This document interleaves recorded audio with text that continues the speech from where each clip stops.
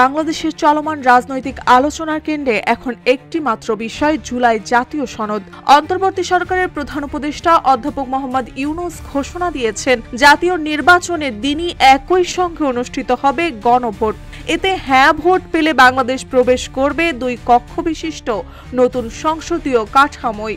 রাষ্ট্রপতির নীতিগত সম্মতি, সরকারি প্রস্তুতি এবং রাজনৈতিক বিতর্ক সব মিলিয়ে দেশ দাঁড়িয়ে আছে এক বড় রাজনৈতিক রূপান্তরের প্রান্তে।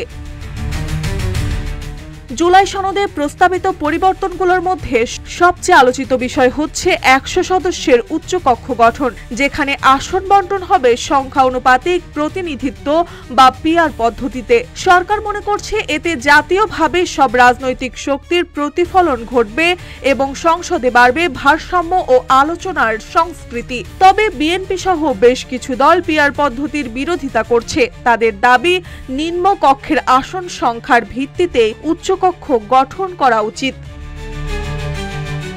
গণভোটে জনগণের সামনে থাকবে একটি মাত্র প্রশ্ন, যার মাধ্যমে 4টি সাংবিধানিক প্রস্তাবে দিতে হবে হ্যাঁ বা না ভোট। হ্যাঁ ভোট পেলে নির্বাচিত সংসদ সদস্যদের নিয়েই গঠিত হবে সংবিধান সংস্কার পরিষদ, যারা 180 কার্যদিবসের মধ্যে সংস্কারের খসড়া সম্পূর্ণ করবেন। পরিষদের কাজ শেষ হওয়ার 30 কার্যদিবসের মধ্যেই ভোটের শতাংশ অনুযায়ী উচ্চকক্ষ গঠন করা হবে।